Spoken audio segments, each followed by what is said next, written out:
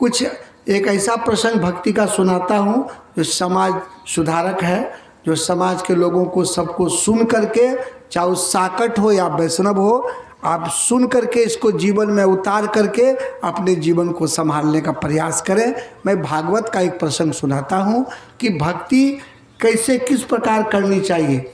माता पिता की सेवा, गुरु की सेवा, अपने से बड़ों की सेवा, भक्ति का मतलब सेवा कैसे करनी चाहिए। भागवत का एक प्रसंग सुनाता हूँ।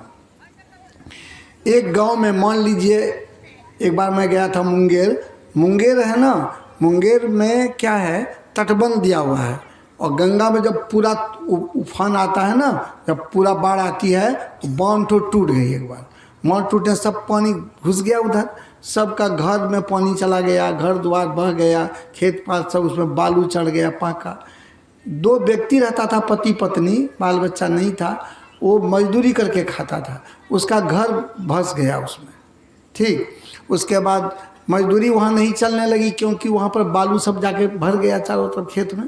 अब बालू में क्या उपजेगा, समूचा बालू भर गया। उस सोचा कि दूसरे गांव चले जाता हूँ, मजदूरी करके खाऊंगा तो कहीं चला जाऊंगा। वो धान का सीजन में मान लीजिए आपका धर्मोडी आ गया, यहाँ आया, एक उदाहरण बतलाते हैं। यहाँ आया तो किसी सत्संगी के घर बरामदा पर वो ले लिया जगह, कहा कि आप यहीं रहने दीजिए, अब सत्संगी हो, वो भी भजन भेदी था, हम भी सत्संग करेंगे, जो कुछ बन पाएगा आपको कुछ भाड़ा भी दे देंगे, आपके गांव में हम इलाका में धान के समय धान काटेंगे, मजदूरी के समय में मजदूरी करेंगे, हमारा घर द्वार सब भंस गया है, मजबूरी है। तो कोई सत्संगी दया करके उसको रख लिया। तो धान सब काट के लाता था, उससे जो दिनी होता था उससे अपना भोजन करता था, समय पर मजदूरी करता था, लेकिन था तो भजन भेदी, गुरु के प्रति बड़ी श्रद्धा और विचारवान लोग था पति पत्नी युवक था, बहुत विचारवान लोग। तो मन में सोचा भाड़ा पर कब तक रहेंगे, अब गांव जाएंगे वहाँ तो बालू का भीट हो गया है, मजदूरी भी नहीं चलेगी, यहाँ तो मजदूरी भी चलती है, कम से कम मजदूरी करके तो भोजन मिल जाता है। तो कुछ लोगों से कहा कि देखिए कुछ हम पैसा मजदूरी का बचा के रखे हैं, थोड़ी सी ज़मीन हम मुझे सड़क के बगल में कोई दे दीजिए, थोड़ी सी ज़मीन, हम 2 प्राणी हैं, एक तो घर बना करके किसी तरह निर्वाह कर लेंगे। तो इतनी ज़मीन कोई सत्संगी उसको खरीद बेच दिया उसके पास, तो जहाँ एक घर बना थोड़ी सी ज़मीन थी वहाँ, तो उसी में वो रहने लगा। लेकिन था 1 नंबर का सत्संगी, वो क्या शौकीन इतना था, वो क्या किया, एक कुर्सी लाया और उस पर गुरु महाराज के प्रतिमा को स्थापित करके उसी झोपड़ी में रख लिया। सुबह शाम स्तुति विनती करता था, ध्यान करता था पुरुष ध्यानी ज्ञानी था, गुरु सेवा में लगा रहता था, गुरु भक्ति करता था। तो उसके गांव में 20-25 सत्संगी था।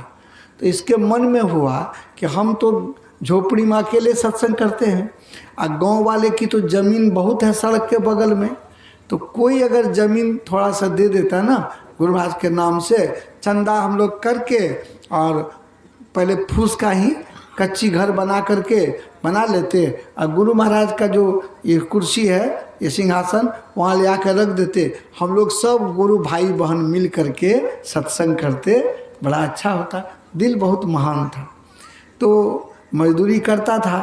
तो एक दिन सबको सत्संगी सबको बुलाया, कहा देखिए मैं मजदूरी करके खाता आप जानते हैं, फिर भी मेरे पास तो ज़मीन है नहीं, यही तो ज़मीन जहाँ मैं रह रहा हूँ, आप लोगों के पास तो सड़क के बगल में सब ज़मींदार आदमी आप लोग हैं, थोड़ी सी ज़मीन गुरु महाराज के नाम से निबंधित कर दीजिए, हम लोग सबको हम भी मदद करेंगे, सबको मिल करके एक छप्पर छत्तीए का घर बना दिया जाए, और गुरु महाराज का जो आसन है ये वहाँ रख करके सब मिल करके हम लोग जो सत्संग भजन करेंगे। लेकिन गांव वाला ऐसा था, कोई इसके बात पर ध्यान नहीं दिया। 2-3 बार ये मीटिंग बुलाया, कोई ज़मीन देने के लिए तैयार नहीं। बाद में ये निर्णय लिया कोई नहीं देगा तो नहीं देगा, हमारा तो कोई बाल बच्चा भी नहीं है, जो ज़मीन मैं खरीदा हूँ यही ज़मीन दे दूँगा। मन में उसका भावना जगी। फिर गांव वाले को बुलाया, कहा कि आप लोग कोई ज़मीन नहीं देंगे, कहा नहीं। तो कहा तो एक काम करिए, मेरे पास जो ये ज़मीन थोड़ी सी है ना, यही ज़मीन हम गुरु महाराज के नाम से निबंधित कर देंगे, और लेकिन रजिस्ट्री में तो पैसा लगता है। आपका गोड्डा में तो रजिस्ट्री नहीं होती है सर, क्या होता है आपका गोड्डा? है, हम दूसरा कुछ होता होगा। तो हम लोग बिहार में रजिस्ट्री होती है, बहुत खर्च लगता है। तो अब उसमें गरीब आदमी था, कहा देखिए रजिस्ट्री हम ज़मीन तो दे देंगे, रजिस्ट्री खर्च तो हमारे पास नहीं है, आप लोग चंदा करके कुछ पैसे जमा करिए और रजिस्ट्री फीस दे करके निबंधित करा लेते हैं। कोई 1 रुपया देने के तैयार नहीं हुआ। तब इसका दिल में तो ललक था बेचारे का, ये देखिए कैसा मजदूर था और गुरु के प्रति समर्पण भाव, गुरु भक्ति में कितना लीन था। ये क्या किया, ये गया और 1 साल में मजदूरी करके जो बचाया उसी पैसे से रजिस्ट्री करने के लिए रजिस्ट्रार साहब के पास चला गया। कहा रजिस्ट्रार साहब सच्ची बात बताया, मैं एक मजदूर हूँ, ये देखिए कागज़ थोड़ी सी ज़मीन में रहने के लिए लिया हूँ, मेरी इच्छा है ये ज़मीन गुरु महाराज के नाम से निबंधित कर देने का, लेकिन मैं गरीब मजदूर हूँ, स्टाम्प फी और रजिस्ट्री फी जो है वो मैं दे सकता हूँ, ये मुंशी का लिखावट और ऑफिस का खर्च उसमें बहुत लग जाता है ना, वो मैं नहीं दे सकता हूँ। रजिस्ट्रार साहब समझदार थे, मुंशी को बुलाए, बोले देखो जी ये गरीब आदमी है, सब दिन तुम लोग लिखा पढ़ी करते हो, पैसा कमाते हो, एक तो गरीब का उद्धार कर दो, ये गुरु महाराज के नाम से देना चाहता है। और बड़ा बाबू को बुला कहा कि ऑफिस खर्च नहीं लेना, रजिस्ट्री फी और स्टाम्प फी जो लगेगा वो ले लेना, उसमें भी घटेगा तो मुझसे ले लेना। रजिस्ट्रार साहब बोले गुरु की कृपा, अब मन में भावना थी तो गुरु तो कृपा करते हैं। ये भक्ति की भावना जिसके अंदर हो जाए गुरु की कृपा होने लगती है। रजिस्ट्री हो गई, उतना पैसा ही जमा कर दिया, रजिस्ट्री कागज़ लेके निबंधित करा के आ गया, सबको दिखला दिया कागज़, देखिए मैं गुरु महाराज के नाम से दे दिया। लेकिन ज़मीन तो गुरु महाराज की हो गई, लेकिन मेरे पास तो पैसे नहीं है कि हम इसको बना पाएँ, आप लोग चंदा करके, हम भी सहयोग करेंगे कुछ, और चंदा करके जो है छप्पर छत्ती का ही घर, छोटा सा फूस का ही बना लिया जाए, उसी में हम लोग सब गुरु भाई बहन मिल करके सत्संग करेंगे। कोई तैयार नहीं हुआ। 1 साल फिर मजदूरी करके रखा, कुछ टीना का फाटी खरीदा, 4-5 फाटी। उसके बाद अब जिससे बांस मांगने गया खुट्टा गाड़ने के लिए, कोई बांस देने के लिए तैयार नहीं, कहा सबको बहुत महंगा है, नहीं देंगे, नहीं दिया। ऐसा गांव का लोग था निर्दय। बाद में क्या हुआ, बाद में फिर पैसा बचा के रखा, फिर ये बांस खरीदा।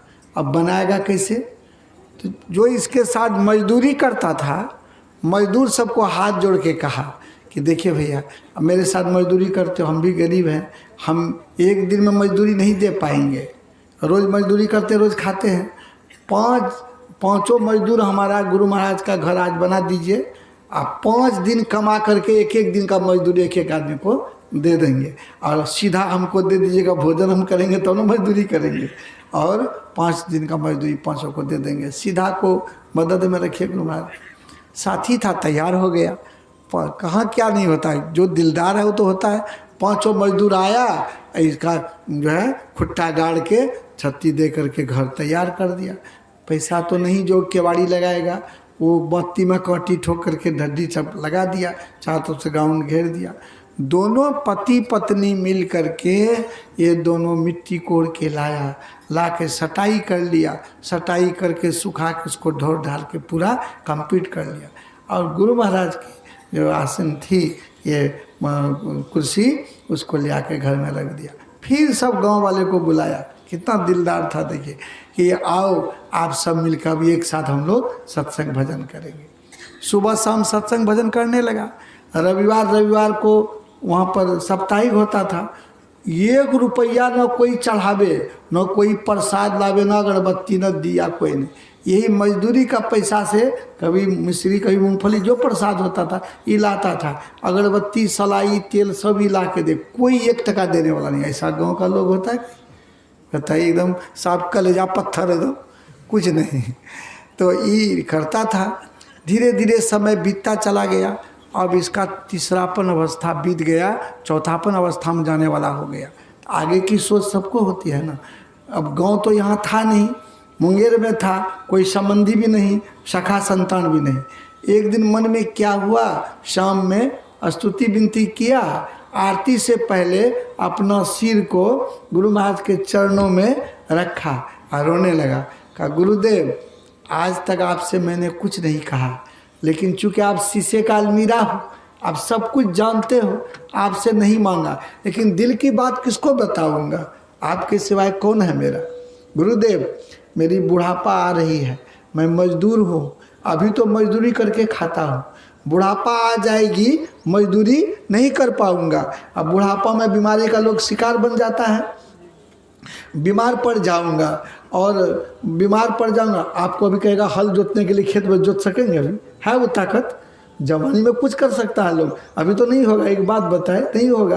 तो वही वो कहा कि बुढ़ापा आ जाएगी तो मजदूरी नहीं कर पाऊंगा, कोई सखा संतान भी नहीं है, बीमार पड़ जाऊंगा, तो बीमार पड़ जाऊंगा, इलाज कहाँ से चलेगा, भोजन कहाँ से चलेगा? ना मुझे सखा संतान है, ना मुझे खेती गृहस्थी है, ना कारोबार है, ना नौकरी है, ना फैक्ट्री है, कुछ नहीं है। गुरु महाराज, मैं मांगता कुछ नहीं हूँ, बस अपनी दिल की बात आपको बता दिया। कह के रो लिया, आरती कर लिया, प्रसादी दे करके झोपड़ी में चला गया। गुरु महाराज सोच में पड़ गए। देखिए गुरु की भक्ति कैसी होती। गुरु महाराज सोच में पड़ गए। गुरु महाराज सोचने लगे कि आज तक मैंने इसके ऊपर ध्यान नहीं दिया। वास्तव में थोड़ी सी इसके पास जमीन थी, वो मेरे नाम से कर दिया है, जमीन मेरी हो गई। उसके बाद न इसको काश्तकारी है, न व्यापारी है, न नौकरी है, न फैक्ट्री है, न सखा संतान। बुढ़ापा आ रही है, खाएगा किसे? तो गुरु दाता दयाल वह, काटे जमजाल पल में, कर दे निहाल भजो साध गुरु। गुरु महाराज मौज में आ गए। मौज में जो आ गए, तीसरापन अवस्था बीतते बीतते उसकी पत्नी गर्भवती हो जाती है। देखिए गुरु महाराज की मौज। समय पाकर एक बालक रतन का जन्म होता है, बड़ा तेजस्वी ओजस्वी ज्ञानी विज्ञानी। वो बालक कम उम्र में वो दीक्षा ले लिया, बालक बढ़ने लगा, लेकिन पैसे की मजबूरी से ये मजदूरी करके खाने वाला पढ़ा नहीं पाया, केवल दस्तखत करने के लिए सिखा दिया। तो चूँकि हुआ तीसरापन अवस्था गुजरने पर, जब तक बेटा जवान हुआ, माता पिता की बुढ़ापा आ गई। तो पिताजी बोले, बहुत दर्दनाक कथा, इसको सुना जाए, एकदम भागवत का ही भक्ति किसको कहते हैं इसी से स्पष्ट हो जाएगा। तो जब माता पिता की बुढ़ापा आ गई, काम करने योग्य नहीं रहा, तो बेटा को बुलाया, कहा बेटा अब मैं मजदूरी नहीं कर पाऊंगा, बेटा बुढ़ापा आ गई, बीमार रहता हूँ। लड़का कहा पिताजी आपको मजदूरी करने की ज़रूरत नहीं है, मैं अब जवान हो गया, मैं मजदूरी करके लाऊंगा और आपकी सेवा करूंगा, आप चिंता मत करें। 8 घंटा मजदूरी करना, फिर आ करके माता पिता की सेवा करना, बूढ़े हो गए बाथरूम कराना, सारा काम करना, उसी पैसे से दवाई ला करके बीमार पड़ते थे फिर इलाज भी कराना, सब करने लगा। धीरे धीरे धीरे धीरे ज्यों ज्यों बुढ़ापा बढ़ती गई, बीमारी बढ़ती चली गई। माँ जो भोजन बनाती थी उसकी आँख की रोशनी कमज़ोर हो गई। तब माँ एक दिन कहती है, बेटा अब मैं भोजन नहीं बना पाऊंगी, आँख की रोशनी कमज़ोर, बुढ़ापा आ गई। उस समय व्यवस्था भी नहीं थी डॉक्टर की, जो चश्मा तश्मा का नहीं था उस समय। बेटा अब मैं बुढ़ापा में आ गई हूँ, आँख की रोशनी कमज़ोर हो गई, अब हाथ भी जल जाता है, कभी कुछ हो जाता है, कभी तेल पड़ जाता है, कोई मसाला पड़ जाता है, अब तुम शादी कर लो बेटा। शादी का नाम जो इसको कहे, माँ को तो कुछ नहीं कहता था, बाहर में आके लड़का फूट फूट के रोता था। 2 दिन 4 दिन 5 दिन माँ बराबर कहे, ये केवल बाहर में रोए, कहे माँ को नहीं। बाद में माँ बोली कि बेटा मेरा आँख कुछ काम नहीं करती है, अब बेटा तुम शादी नहीं करते हो, बेटा बुढ़ापा आ गई, बेटा भोजन नहीं बना पाओगी। तो ये कहा माँ तुम भोजन मत बनाओ, मैं भोजन भी बना लूँगा अपने से, मजदूरी भी कर लूँगा, तुम लोगों की सेवा भी कर लूँगा। देखिए कितना काम का लोड बना। भोजन बनाने में कितना मेहनत है, ये तो माता लोगों से पूछिएगा, आप लोग देखते ही हैं। चौका चूल्हा बर्तन साफ सुथरा करना, धोना, फिर सब्जी काटना, सब्जी करना, आटा गूंदना, रोटी बनाना, कितना काम है। सारा काम ही लड़का, हिम्मत देखिए इसका, गुरु की कृपा से भक्ति करता था ना, गुरु की भक्ति था, और माता पिता के लिए सेवा की भाव से सारा काम चौका का भी करता था, 8 घंटा मजदूरी भी करता था, फिर माता पिता की सेवा भी करता था, फिर बाथरूम कराना, फिर उसके बाद स्नान कराना, भोजन कराना, सारा काम। माँ का हृदय धीरे धीरे, माँ की बुढ़ापा आती गई। एक दिन माँ को नहीं रहा गया, कहा बेटा को बहुत काम करना पड़ता है। माँ क्या की, एक दिन बेटा को कहती है बेटा इधर सुनो, गोद में बैठा लेती है, माथे पर हाथ रखती है। माँ कहती है बेटा तुमको रोज रोज मैं कहती हूँ शादी कर लो, बेटा मेरी बात को तुम नहीं मानते हो, बेटा शादी नहीं करते हो, घर का सारा काम करना, फिर तुमको जो है मजदूरी भी करना है, हम लोगों की सेवा करनी पड़ती है, बेटा इतना काम का लोड है तुमको, शादी क्यों नहीं करते हो। लड़का फूट फूट के रोने लगा, कहा माँ तुम जब से कहती हो शादी करने तब से मैं रोता हूँ। क्यों माँ, अभी हम लोग 3 हैं, मैं हूँ, तुम हो, पिताजी है, 3 हैं हम लोग। मजदूरी कभी चलती है कभी नहीं चलती, कभी अतिवृष्टि कभी अनावृष्टि होती है, कभी मजदूरी चलती है कभी नहीं। 300 रुपये मजदूरी में खाना, कपड़ा, घर की छौनी, बीमारी का इलाज, आया गया सब है। आज शादी करके लाएंगे 3 से 4 हो जाएंगे, कल 4 से 5 हो सकते हैं, बढ़ेगा। माँ खिलाऊंगा कहाँ से, आजकल का युग वैसा तो है नहीं, बर्दाश्त करने वाला किसी खिलाऊंगा, यही 3 आदमी का तो गुजर बसर नहीं चलता है माँ, इसीलिए शादी नहीं करता हूँ। माँ तुम जब से कहती हो तब से मैं रोता हूँ, तेरी आज्ञा का पालन नहीं करता हूँ। माँ आ गई मौज में, कहती बेटा तुम शादी कर लो, जाने गुरु महाराज, तुम शादी कर लो बेटा, जाने गुरु महाराज, इतना विश्वास गुरु महाराज पर, तुम शादी कर लो बेटा। जब तुम बोलती हो माँ कि जाने गुरु महाराज तो जानेंगे गुरु महाराज, तभी लड़की खोजने लगा, तो कोई सत्संगी परिवार खोजने लगा, तो संजोग से एक परिवार मिला। वो लड़की की माँ नहीं थी, पिताजी मजदूर थे। ये हाथ जोड़ के कहा देखिए मेरा पहले शर्त सुनिए, हम मजदूर क्लास के व्यक्ति हैं, युवक हैं, हमारे घर में माता पिता बूढ़े हैं, सच्ची बात बता दिया, मैं मजदूरी करके लाता हूँ, उसी से भोजन चलता है, उसी से माता पिता का इलाज भी चलता है।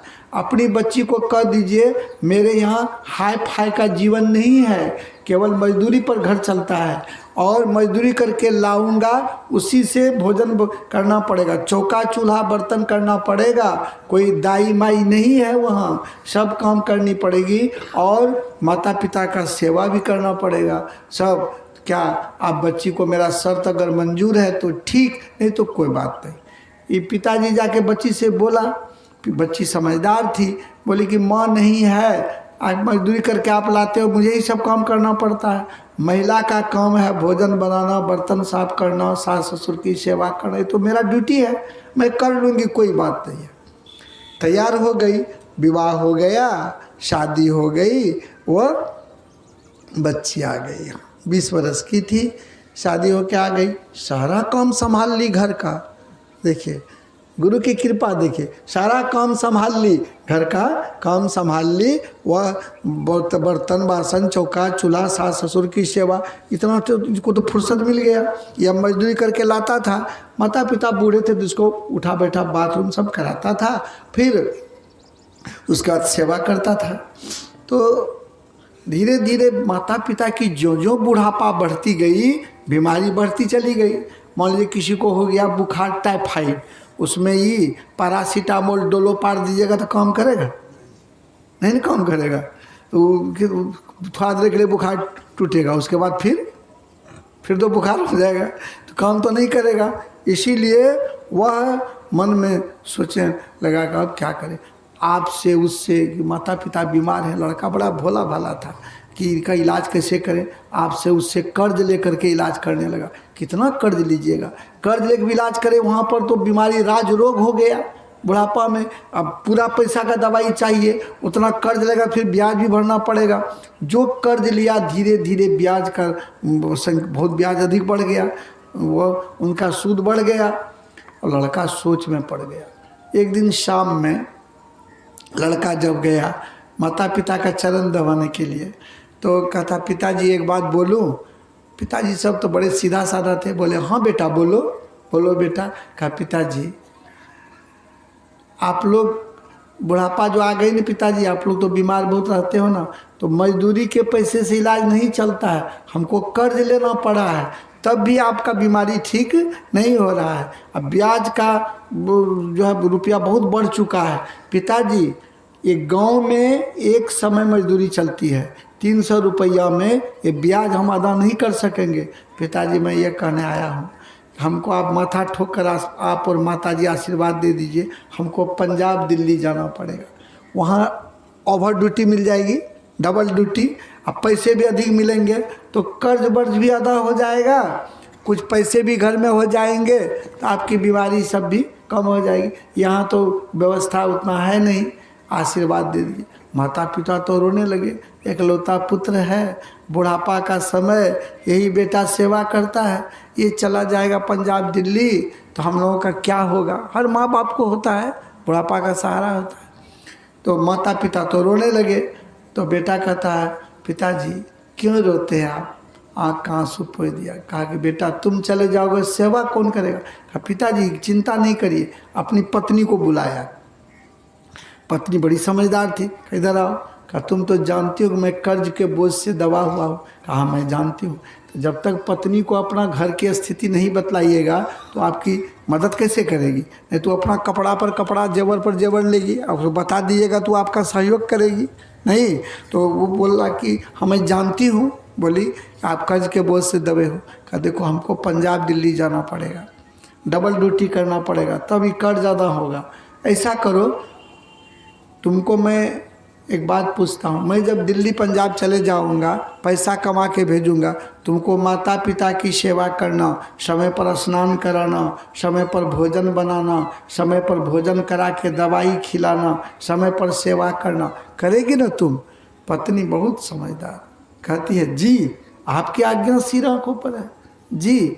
मैं तो अभी 20 बरस की हूँ, सखा संतान भी नहीं है, ताकत है, मैं सारा काम कर लूँगी, मैं सेवा कर दूँगी, ससुर सास सेवा करूँगी। भावना देखिए कितना बुलंद है, कर लूँगी सेवा। यह कह करके उसके बाद कहा सुने पिताजी रोइए नहीं, आपकी बहू रानी सेवा कर देगी। सुबह हो करके स्नान स्नान किया, सरस्वती बिनती पूजा पाठ करके, भजन करके, जलपान किया, गुरु महाराज को प्रणाम किया, माँ को प्रणाम किया, पिताजी को प्रणाम करके आशीर्वाद लेने गया। माता पिता तो नहीं चाहते हुए भी लेकिन देना पड़ा आशीर्वाद, क्योंकि अब लाचारी है बच्चे का, नहीं जाएगा तो कर्ज अदा कैसे होगा। तो नहीं चाहते हुए भी आशीर्वाद देना पड़ा। आशीर्वाद दिया, माथा ठोक ठोक करके आशीर्वाद दिया। उसके बाद जो है आशीर्वाद दिया तो यहाँ से वो चला, यहाँ से चला, तो यहाँ से आशीर्वाद जो दिया, यहाँ जो चला तो आगे जब बढ़ा तो संयोग देखिए, माता पिता का आशीर्वाद और गुरु की कृपा कितना काम करता है। माता पिता का आशीर्वाद से, गुरु की कृपा से ये चला गया कहाँ? ये चला गया वहाँ पंजाब, मान लीजिए ये गया पंजाब। पंजाब जो गया, पंजाब में इसको जाते जाते गुरु की कृपा से, माता पिता के आशीर्वाद से बहुत बड़ा फैक्ट्री में इसको काम मिल गया। पढ़ा लिखा तो था नहीं, जो कोई लिखा पढ़ी मिलता। गेट के पास एक कुर्सी लगी थी, वहीं इसको बैठना है, वहाँ एक रजिस्टर रखी हुई थी, कोई भी उधर से आता जाता था जो ऑफिस में, वो समय पर दस्तखत करता था। 8 घंटे की ड्यूटी, 8 बजे सुबह से 4 बजे तक, अच्छे पैसे, और गुरु की कृपा से, माता पिता के आशीर्वाद से वो बगल में कमरा भी मिल गया। आई जब जाने लगा तो कुछ कर्ज करके कुछ पैसे को अपने माता पिता पत्नी के नाम से भेज दिया, चूँकि वही उसका बुद्धिमती वही थी, उनको दिया। वो अपना पैसे से सब काम कर रही थी। 4 दिन काम किया। 5वां दिन इसके मन में हुआ, जो फैक्ट्री का मालिक है उसका निवास स्थान का पता लगाया। 4 बजे ड्यूटी ओवर किया, रोड गाड़ी से मालिक के घर पहुंच गया। अब मालिक की स्थिति सुनिए, उसका मालिक जो था 4 फैक्ट्री का मालिक था। वो कार पर सुबह निकलता था, चारों फैक्ट्री में जो माल तैयार होता था उसको डिस्पैच करके सब जगह भेज करके फिर वो शाम में 5 बजे थक जाता था, आ जाता था कमरे में। तो वो आया 5 बजे, जो कमरे में प्रवेश किया, ये लड़का तो देख लिया वहाँ गया था, ये लड़का गया अंदर, उसका चरण दबाने लगा। चरण जो दबाने लगा, मालिक को बड़ा आश्चर्य हुआ, कौन हमारा चरण दबा रहा है। पूछा रे तुम कौन हो? याद आया, अरे 5वां दिन जो तुमको फैक्ट्री में गार्ड में काम दिए तुम वही हो? कहा जी। कहा तुमको तो पैसा 8 घंटा ड्यूटी करते हो उसका पैसा मिलता है, तुम वहाँ रहते हो, चरण जो तुम दबाने आए हो उसका पैसा तो तुमको नहीं देता हो। ये लड़का रोने लगा।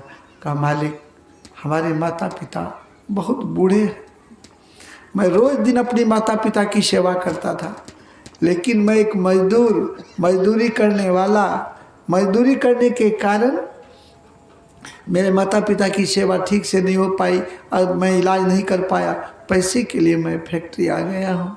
तो हमको तो रोज़ आदत लगी हुई है माता पिता की चरण दबाने की, नहीं, लेकिन अब माता पिता तो घर पर हैं, आप भी मेरे पिता तुल्य हैं, मुझे आदत लगी हुई है, इसलिए मैं आपको ही पिता समझकर आपका चरण दबाने आया हूँ।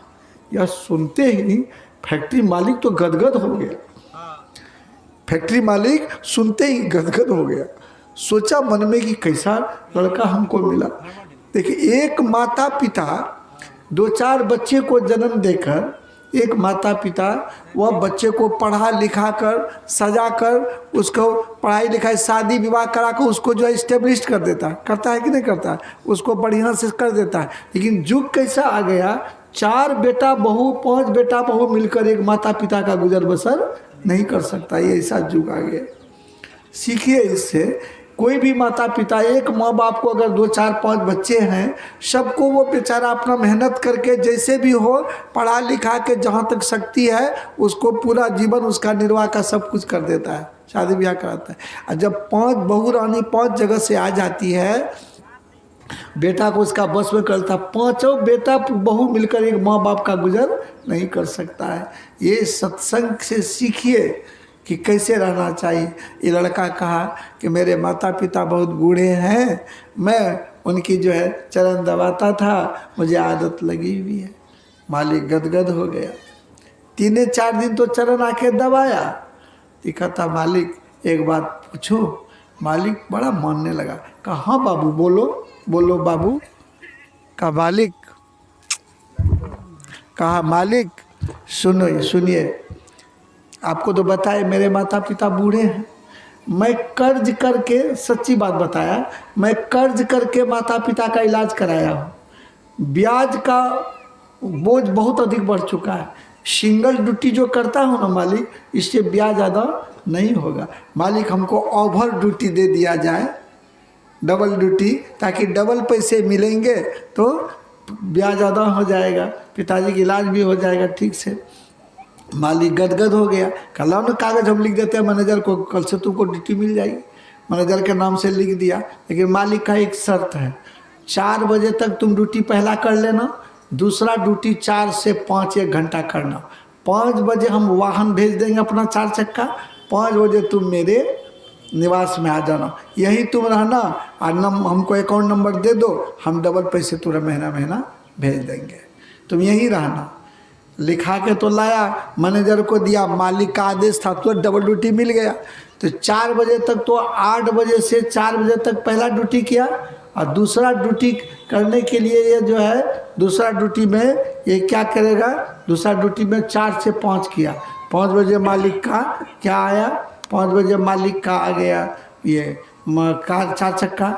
अभी मन में सोचने लगा कि मैं सत्संग भजन भेदी हूँ, अगला जन्म में कौन सा भूल चूक किए, इस जन्म में बुढ़ापे में माता पिता को छोड़कर आए, मजबूरी के कारण मजदूर हूँ, माता पिता की सेवा नहीं कर सका। इस जन्म में मैं सत्संगी हूँ, फिर इतना बड़ा भूल करूँगा, पैसा लूँगा 8 दूनी 16 घंटे का, काम करूँगा 8 1 9 घंटा, ये तो इसका पाप लिखेगा, गुरु महाराज के नज़र में तो हम दंडित हो जाएंगे। नहीं, ऐसा नहीं करेंगे। सत्संगी लड़का था, ये गाड़ी वापस कर दिया, 4 दिनों तक गाड़ी वापस कर दिया। 5वां दिनों मालिक को रहा नहीं गया, मालिक इसका प्रेम को जान गया, प्रेम ही तो सब कुछ है। नहीं, कल क्या बता रहे थे, भगवान 11,000 वर्षों तक रहे तो सारी जनता रो रही थी कि नहीं, कल सुने थे। 1 से 2 दिन हम लोग कहीं रह जाते, जब जाने लगते तो हालत लोगों की खराब हो जाती है। प्रेम ही तो सब कुछ है। तो वो मालिक का प्रेम इस बच्चे के प्रति इतना बढ़ गया कि मालिक को अपने आ गया 5वां दिन, 4 से 5 ड्यूटी किया। कहा इधर सुनो, कहा एक बात तुम बताओ कि तुम मेरा वाहन को 4 दिनों से क्यों लौटा रहे हो। ये लड़का हाथ जोड़ लिया, कहा मालिक हम भजन भेदी हैं, सत्संगी हैं मालिक, अगले जन्म में जैसी भूल किए हैं, कौन सी भूल पता तो नहीं, इस जन्म में इसका भोग भोग रहे हैं मालिक, इस जन्म में फिर गलती करेंगे मालिक, फिर अगला जन्म भोगना पड़ेगा, इसलिए मालिक मैं आपका वाहन, पैसा लूँगा 16 घंटे का, काम करूँगा 9 घंटा, ये उचित नहीं है मालिक। मालिक का सुनो, मैं भी भजन भेदी हूँ, तुम एक बात बताओ, फैक्ट्री का मालिक तुम हो कि मैं हूँ? का मालिक तो आप हो, बैठो मेरा गाड़ी पर, चलो मेरे साथ, हम फैक्ट्री में काम नहीं करेंगे, घरे में काम करेंगे, चलो मेरे साथ। ये गुरु की कृपा और माता पिता का आशीर्वाद देखिए कितना काम करता है, यही असली भक्ति है। बहुत हृदय विदारक कथा, इसको सुना जाए। उसके बाद कहा कि गुरु की भक्ति, माता पिता के आशीर्वाद से मालिक क्या कहता है, आओ मेरे साथ बैठो, गाड़ी में बैठा लिया, लेके गया, अपना निवास के बगल में उसका निवास दे दिया। अपना जो भोजन करता था मालिक, वो भोजन उसको देने लगा, उसको फैक्ट्री और नहीं भेजने लगा, साथ में रखता था, अपना कार पर घुमाता था सब फैक्ट्री में, और उसके आता था, का अकाउंट नंबर लाओ, अब पैसा अकाउंट पर भेजने लगा। 6 महीना होते होते पिताजी वहाँ से लगाया फ़ोन, बेटा तुम घर आ जाओ बेटा, अब हम लोग बुढ़ापा आ गई है बेटा, सेवा की आवश्यकता है। तो लड़का तो सोचा, माता पिता को बहुत दुख होता होगा लगता है, तो कहा पिताजी अभी 6 महीना हुआ है पिताजी, अभी हाल से डबल ड्यूटी पकड़े हैं, तो अभी तो कर्ज भी नहीं अदा हुआ है, और 6 महीना रहने दीजिए पिताजी, कर्ज भी अदा हो जाएगा, कुछ पैसे हो जाएंगे, तब घर जाऊंगा, अभी तो जितने पैसे मिलते हैं अभी जाऊंगा वहाँ मजदूरी कभी चलेगी कभी नहीं, फिर कर्ज भी रह जाएगा, आपकी भी बीमारी नहीं छूटेगी। तो पिताजी को बड़ा आश्चर्य लगा। पिताजी बोले बेटा तुम कितना पैसा भेजे हो, तुमको हिसाब किताब नहीं आता है बेटा, 3 महीना में सारा कर्ज अदा हो गया, अकाउंट में कई लाख रुपये जमा हो गए, तुमको मजदूरी करने की आवश्यकता नहीं है, अब तुम आओगे ना बेटा घर। देखिए गुरु की कृपा, और माता पिता के लोग सेवा करना नहीं चाहता है, माता पिता की सेवा का रिजल्ट परिणाम और गुरु की सेवा कितना काम करता है। कहा कि बेटा इतना पैसा बैंक में हो गया है अकाउंट पर, तुमको अब होलसेल दुकान कर लेना, और हमारी बहू रानी इतना होशियार निकली, 6 डॉक्टर को लगा दी मेरे पीछे, हम लोग पीछे, और डॉक्टर सब जो इलाज किया, दवाई दिया कीमती सब, हम लोग बेटा स्वस्थ हो गए, अपने से अब चलते फिरते हैं।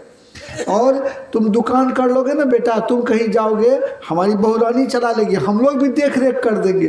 बेटा इतना पैसा तुम भेजे हो, हिसाब किताब नहीं आता है? का पैसा तो मालिक भेजता है। अच्छा पिताजी, शाम में मालिक से पूछता, अब इतना पैसा कैसे भेज दिया मालिक? अब उसका रहस्य तो नहीं जानते हैं, लड़का भी तो नहीं जानता है। अभी अब सुनाता, शाम में जब ये मालिक का चरण दबाने गया, कहता मालिक एक बात बोलूं? मालिक के मुंह से एकाएक निकल गया, हाँ बेटा बोलो। मालिक बोल दिया, हाँ बेटा बोलो। बेटा जो उसको कह दिया हाँ बेटा बोलो, लड़का रोने लगा। मालिक आपको तो हम बताए थे कि मेरे माता पिता बहुत बूढ़े हैं। कहा हाँ बताया तो था, क्या हुआ? मालिक हमारे माता पिता को मेरी आवश्यकता पड़ गई है, वो आने के लिए कहते हैं सेवा के लिए। मालिक फूट फूट कर रोने लगा। क्यों रोने लगा? मालिक निसंतान था, मालिक को एक भी सखा संतान नहीं था, 4 फैक्ट्री था। तो ये लड़का जो इसको ईमानदार मिला, ये मन में सोचा गुरु की कृपा से भी भजन भेदी था, हमको पुत्र मिल गया। उम्र में सोचा इसके माता पिता बूढ़े हैं, बहुत रहस्यात्मक है कि इसके माता पिता बूढ़े, मैं पूरा पैसा भेज देता हूँ, इलाज कर लेगा, वो ठीक हो जाएगा। इसके माता पिता पत्नी को यहाँ बुला लूँगा, हम भी अभी जवान है, सेवा कर देंगे। माता पिता का बुढ़ापा आ गई, अब तो 2-4-5 साल का मेहमान होगा, हम लोग भी सेवा कर देंगे। माता पिता की सेवा से उनको मुक्ति मिलेगी, उसका 4 फैक्ट्री इसके नाम से लिख देंगे और हम लोगों का बुढ़ापा में सेवा करेगा।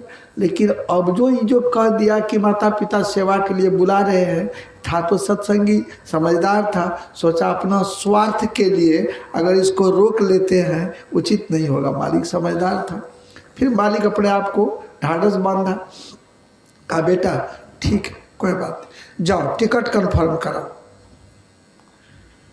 टिकट कन्फर्म कराया, 15 दिन में टिकट कन्फर्म हुआ। 15 दिन बाद आके बोला, कहा ठीक है बेटा। जब 5 दिन बाकी रहा, कहा बेटा सुनो, अभी ये ना पंजाब में ठंडा का पूस महीने का समय था, कहा अभी ठंडा का समय है और तुम्हारे घर में माता पिता पत्नी है, बेटा एक काम करो, पैसे लो, तुमको कभी पैसा हम दिए नहीं, पैसे लो, यहाँ उलेन का सामान उनका सस्ता मिलता है, जाओ माता पिता सबके लिए पत्नी सब के लिए सामान खरीद लेना। पूरा पैसा दे दिया। कहा बेटा एक काम करना, जाते हो तुम चले जाओ, जिस दिन, अब डायरेक्ट कैसे कहेगा तेरा माता पिता मर जाएंगे, ऐसा कहा तो नहीं जाएगा। समझदार था मालिक, फैक्ट्री का मालिक था, तो दूर से कहा बेटा जाते हो तो जाओ, बेटा जिस दिन तुमको माता पिता की सेवा से अवकाश मिल जाए, निवृत्ति मिल जाए, बेटा तू मेरे दर पे आ जाना, मेरा दर खुला है, खुला ही रहेगा। यह कहकर मालिक बहुत रोया। लड़का वचन दे दिया कि मालिक जिस दिन हमको माता पिता की सेवा से छुट्टी मिल जाएगी, मैं वचन देता हूँ। उसको ही पता नहीं है उसको लड़का को कि ये संतान उसको नहीं है, ये मालूम नहीं है, लेकिन मैं आपकी सेवा में बस आ जाऊँगा, मैं वचन देता हूँ। उनको गले से लगाया, पैसा दिया, ये चला गया बाजार में सामान खरीदने। माता पिता की याद में उनके लिए सुगंधित तेल, साबुन, जो जो अच्छा काजू किस्म जो हुआ, कपड़ा, सूती ऊनी सब लिया। पत्नी की याद भूल गए, माता पिता की सेवा की भाव देखिए, और पत्नी की याद भूल गया। सारा सामान माता पिता के लिए, बेटा बहू को सुनना चाहिए, सारा सामान खरीद लिया। जब पत्नी की याद आई, अब पॉकेट में पैसा देखता है, इतने कम पैसे बचे, 2 दर्जन चूड़ी, 1 गद्दी सिंदूर लिया, पैसा समाप्त। मालिक से कहता तो मालिक तो दे देता, लेकिन मांगने वाला तो है नहीं, मालिक इतना पैसा भेज दिया था, मांगने वाला ये नहीं है। तो पत्नी से बात किया, कहा देखो सच्ची बात बताया, मैं तो माता पिता की याद में तुम्हें भूल गया कि तुम सेवा इतना माता पिता का करती हो, मैं तुम्हें भूल गया। तेरे लिए मैं 2 दर्जन चूड़ी, 1 गद्दी सिंदूर खरीदा हूँ, पैसे तो घर में है ना? कहा जी बहुत पैसे हैं। बोली बहुत पैसे हैं। कहा मैं घर जाऊंगा ना, सामान खरीदूंगा। पत्नी देखिए कितनी समझदार है, कहती है आपने 2 दर्जन चूड़ी ले ली, मेरे हाथ की श्रृंगार की शोभा बढ़ा दी, आपने सिंदूर ले ली, मेरी मांग की सुहाग की लाली का शान बढ़ा दिया। मुझे कुछ नहीं चाहिए, बहुत कुछ आप ले लिए, आप सही सलामत वापस आ जाइए, यही मुझे चाहिए। कैसी पत्नी है आजकल की पत्नी, सोचिए किसी की भी प्रैक्टिकल में आइए, अगर पंजाब दिल्ली कमाने जाएगा, अपना माँ बाप के लिए सामान खरीद लेगा, अब पत्नी के लिए नहीं लेगा, क्या आपको विश्वास है? जिस घर में सोती है ताला लगा के चाबी रख लगी, घर घुसने नहीं देगी, देगी घुसने? ये युग जमाना ऐसा आ गया। अब वो कैसी पत्नी थी? वही असली धर्म पत्नी है। क्या कहती है? आपने मेरी चूड़ी की शान बढ़ा दी, मेरी मांग की लाली की आपने लाज बढ़ा दी, इसीलिए मुझे कुछ नहीं चाहिए, आप सही सलामत वापस आ जाइए। इतना समझदार पत्नी थी उसकी। बड़ा खुश हुआ लड़का। जब 3 दिन बाकी रहा, अब आज गाड़ी पकड़ेंगे, परसों पहुंचेंगे, अब सुनिए ध्यान से। तो क्या कहता है? कहता है पिताजी परसों घर पहुंच जाएंगे। माता पिता बड़ा खुश हुआ, 6 महीना हो गया, बेटा दिन पर आएगा। हर कोई खुशी होती है, माँ बाप नहीं खुश होगा? कहीं से बच्चा बहुत दिनों पर घर आएगा तो माँ बाप खुश होगा कि नहीं होगा? बड़ी खुशी हुई। लड़का एक बात कहा, क्या कहा? पिताजी जब मैं घर जाऊंगा ना, आपका और माता जी का 10 दिनों के अंदर श्राद्ध कर्म कर दूंगा। माता पिता फूट फूट कर रोने लगे। समझिए बहुत गंभीर विषय है कि रोने लगे। हाँ इतना सुंदर मेरा बेटा विचार का है, इतना ज्ञानी है, और 10 दिन के अंदर में बोलता है श्राद्ध कर्म कर देंगे, हम लोग मर जाएंगे।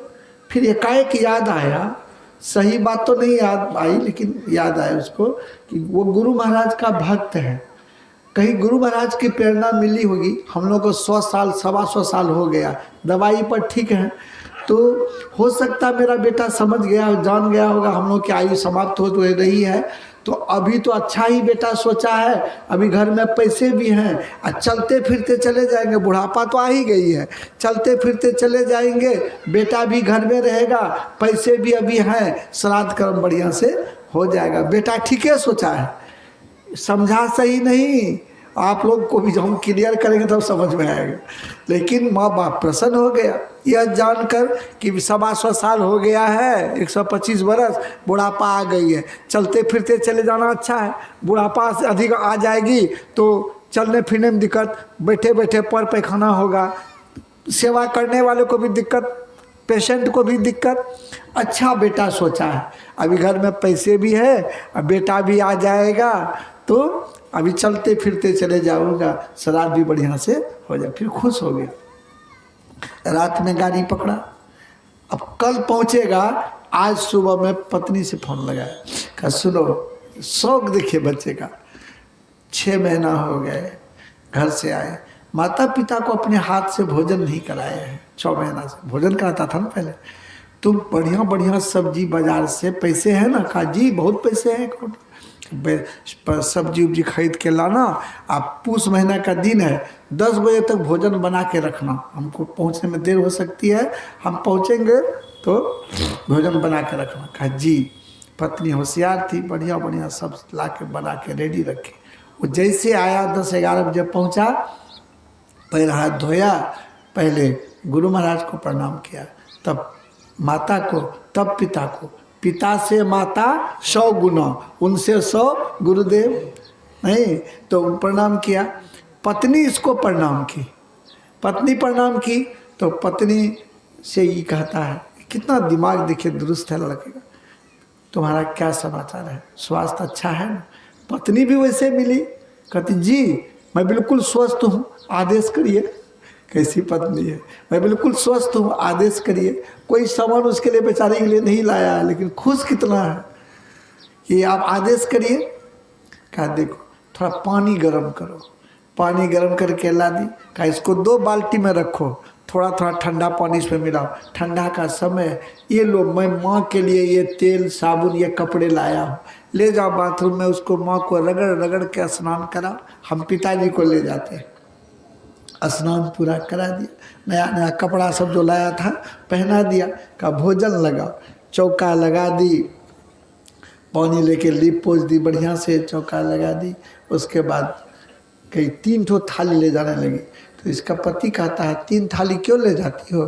कहा आप 3 दिनों से बाहर से आए हो, कहाँ खाए हो, नहीं भूखे प्यासे हैं आप, तो 3 थाली में लगा देती हो, आप भी भोजन कर लीजिए। कहा नहीं नहीं, देखिए कितना समझदारी है, नहीं नहीं पहले हम दोनों मिलकर माता पिता को भोजन कराओ, हम दोनों बाद में भोजन कर लेंगे, ना समझदारी। फिर 1 थाली वो रख दी, 2 थाली लेके गई, भोजन लगा करके जो बनाई थी लगा दी, माता पिता को बैठा के बगल में बैठ गई, पति भी बैठ गया, पानी दे दी, सब कुछ लगा के दे दी, अपना जानते बेचारी कोई कसर नहीं रखी, सब कुछ दे दी। पति इसका कहता है हो गया जी? कहा जी। कहा नहीं हुआ। तो उसको बड़ा आश्चर्य लगा कि कौन सी कमी रह गई। कहा पतिदेव हम तो अपने जानते सब कुछ दे चुकी हूँ, क्या कमी रह गई, आदेश करिए, होगा संभव तो मैं पूरा करूँगी। कहा कमी है, अभी बार बार देखती है। कहता हमने जानते तो कमी नहीं है। कहा ठीक से देखो कमी है, फिर ही देखती है। ये बोली कि देखिए मैं शाही पनीर बनाई हो, अरहर का दाल, बासमती चावल का भात, घी दूध दही सब दे दी हूँ, कढ़ी बड़ी सब बना के दे दी हूँ, मेरे जानते तो कोई चीज़ नहीं छूटा है, तब आप आदेश करिए। कहा ऐसे भोजन कराएगी? मातृदेवो भव, पितृदेवो भव, आचार्य देवो भव, ये सब देवता के तुल्य है। दोनों के पास 2 दिया जलाओ, अगरबत्ती जलाओ, तब भोजन कराओ। बताइए जो माता पिता में देवी देवता को देखता है कैसा दिल होगा उसका, यही असली भक्ति है। इसी भक्ति का पाठ आप सुने, शिव सुख सनकादिक नारद, जय मुनि ब्रह्म विचार विशारद, सब कर मत खगनायक यहाँ, करी राम पद पंकज नेहा। माता पिता की इस प्रकार की सेवा यही असली भक्ति है। तो अब वह क्या करे? कहेंगे हाँ ठीक है ठीक है, तुरंत 2 ठो दिया दोनों के पास जला दी, अगरबत्ती ला के गाड़ दी, अब जो सामान वो लाया था, माँ आपके लिए सब सामान लाया हूँ। पिताजी जो उसको पसंद था ये सब सामान लाया, बड़ा प्रेम से भोजन कराया। भोजन कराया, कहा चलिए पिताजी माँ चलिए, दोनों मिलके चरण दबाने लगा। माता पिता का दिल कि बेटा इतना दूर से थक के आया, कहा बेटा अभी जाओ भोजन कर लो, रात में बेटा सेवा करना। बेटा क्या कहता, अच्छा पिताजी जाते। तब तक चरण दबाता रहा जब तक माता पिता को नींद नहीं आ गई। नींद आने पर तब दोनों प्राणी जाकर के भोजन किया। विचार करिए, ऐसा 1 दिन 2 दिन दुकान भी कर लिया, पैसे थे ही, दुकान भी खूब चलने लगा। 1 दिन 2 दिन नहीं, जब 12 दिन हो गया, 12 दिन तक इसी तरह दोनों समय सेवा करता था। जब 12 दिन हो गया तो 12वां दिन में जब ये शाम में गया पिता का चरण दबाने, तो पिताजी कहता बेटा एक बात बोलूं? तो कहा हाँ पिताजी बोलिए, कहिए पिताजी आदेश करिए। कहा बेटा आदेश नहीं, तुम तो बोले थे बेटा कि हम घर जाएंगे तो 10 दिन में माँ का और आपका श्राद्ध कर्म कर देंगे। बेटा 12 दिन हो गया, कहाँ मरते हैं बेटा, अभी घर में पैसे भी है, तुम भी हो, अभी स्वास्थ्य बढ़िया है, चलते फिरते भी चले जाएंगे बेटा, अच्छा होगा। तो बोले 10 दिन में श्राद्ध कर्म कर देंगे, 12 दिन हो गया बेटा, कहाँ मरते हैं। लड़का फूट फूट कर रोने लगा। लड़का क्या कहता, पिताजी ऐसी बात आप नहीं बोलिएगा, आप हो तो दायां हाथ मजबूत है, माँ है तो बायां हाथ मजबूत है। मैं कहीं से आता हूँ, माँ की गोद में बैठता हूँ, माँ माथा ठोक ठोक कर आशीर्वाद देती है। आपसे कोई राय विचार पूछता हूँ, जब तक माँ बाप जीवित है पूछता हूँ, आप बताते हो, आप लोग मर जाओगे ना, हम टूगर हो जाएंगे, दोनों हाथ टूट जाएगा, दोनों हस्ती मेरी चली जाएगी। कौन समझे कि माँ बाप क्या होता है, दोनों हाथ पैर टूट जाएगा। वो जब तक सत्संग नहीं सुनेगा लोग को समझ में आएगा भला कि अब दोनों हस्ती मेरी खत्म हो जाएगी, हम तो टूगर हो जाएंगे। पिताजी आप लोग जब तक हो तब तक तो हम लोग का जो है सब कुछ मिलता है। पिताजी श्राद्ध किसको कहते हैं? जिस रोज से मैं आया हूँ उसी दिन से आप दोनों का श्राद्ध कर्म करता हूँ। श्रद्धा पूर्वक किए गए कार्य को श्राद्ध कहते हैं।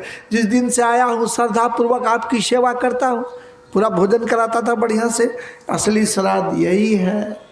अब सुनिए, उसके बगल में लिखा है 1 मिनट में, उसमें एक माँ, उसके बगल वाला पेज में लिखा, ये सुन लिया ना कैसा सेवा होता है।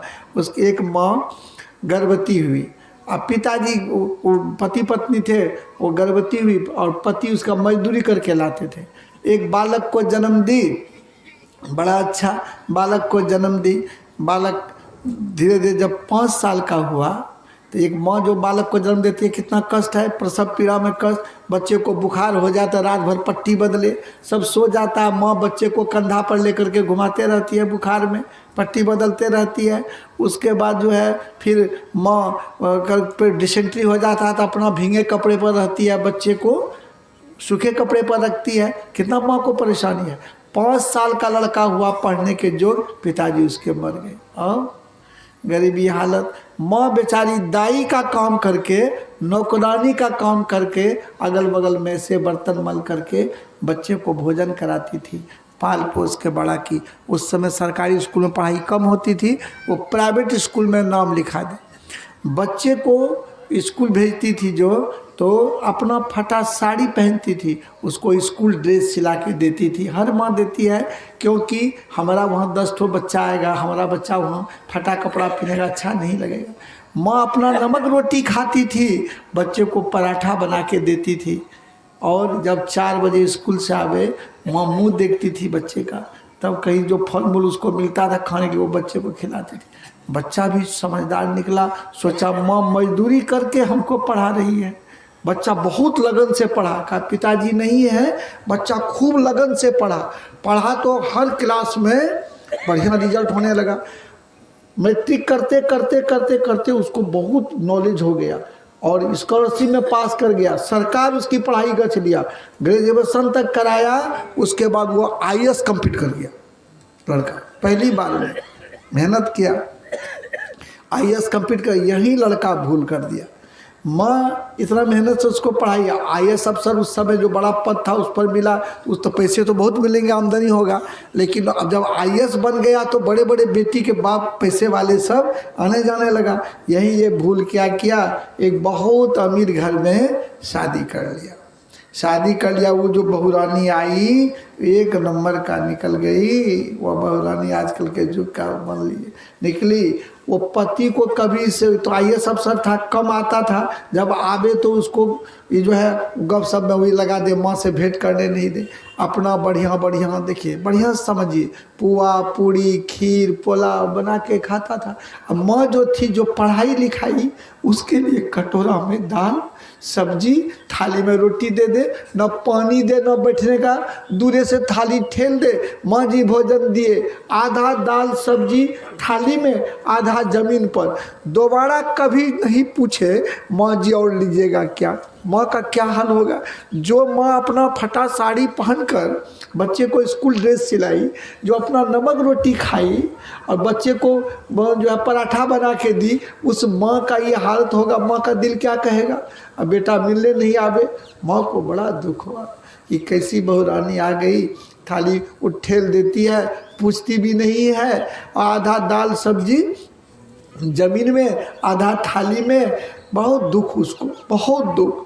धीरे धीरे जब बेटा नहीं मिलने लगा, उनसे कहा इतना पढ़ाई लिखाई, दुख होगा कि नहीं होगा। कोई भी माँ भोजन करना छोड़ दी, एक गड्ढा खून करके रोज का भोजन लिया उसी में डाल देती थी।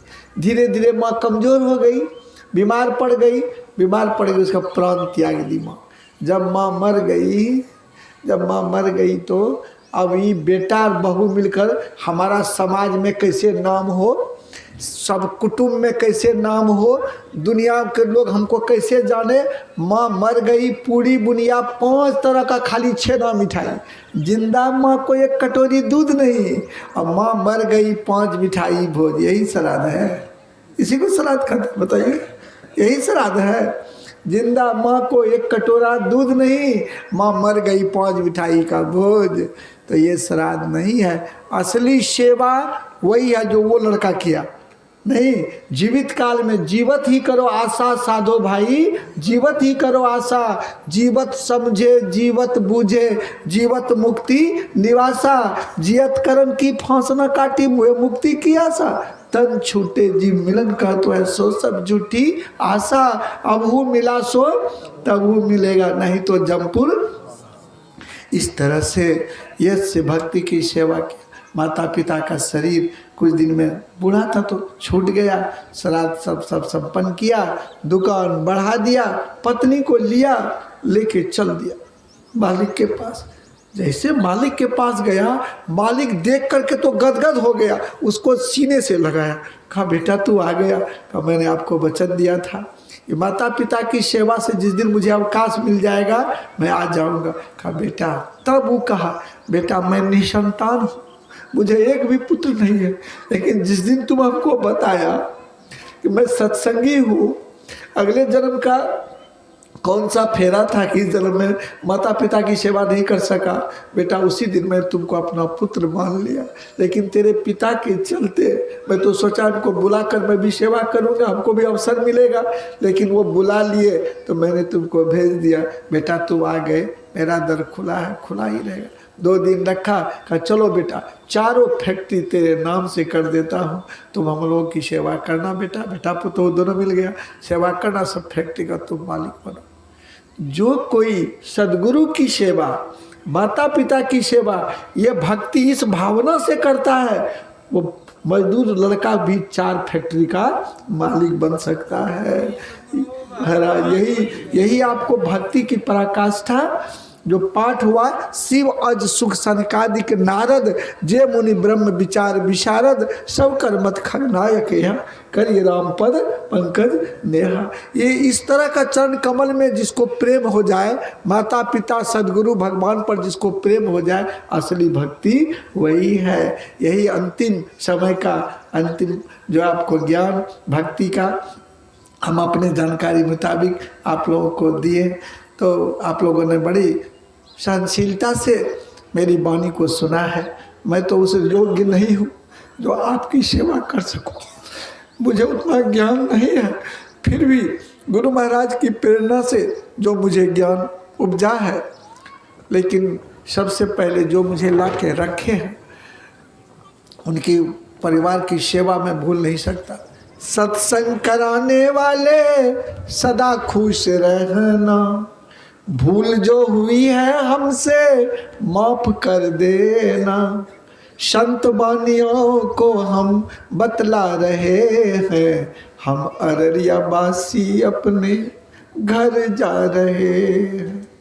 भूले नहीं हम प्यार तुम्हारा, गुरु कृपा होगी तो बुलाना दोबारा। हृदय की बात सबको बतला रहे हैं, राजनाथ बाबा अपने घर जा रहे। अब आप सबसे विदा लेकर मैं यहाँ से चलूँगा। जो कुछ कहने सुनने में गलती सुलती हो उसको माफ़ कर देंगे, फिर कभी मौका मिलेगा मैं सेवा करूँगा। इस तरह का भाव मन में रखिए। गुरु के प्रति श्रद्धा, बड़ों के प्रति आदर का भाव, माता पिता को परमात्मा समझकर उसकी सेवा, बड़ों की कहना को मानिए, छोटे से प्यार करिए, सबको एक सूत्र में बंधिए, प्रेम से रहिए और भगवान की बात को याद करिए। यह लोक परलोक दोनों बनेगा, दोनों में विजय होगी। सर्वे भवन्तु सुखिनः, सर्वे सन्तु निरामया, सर्वे भद्राणि पश्यन्तु माँ कस्य दुर्भाग् भवेत्। बोलिए प्रेम से श्री सद्गुरु महाराज की।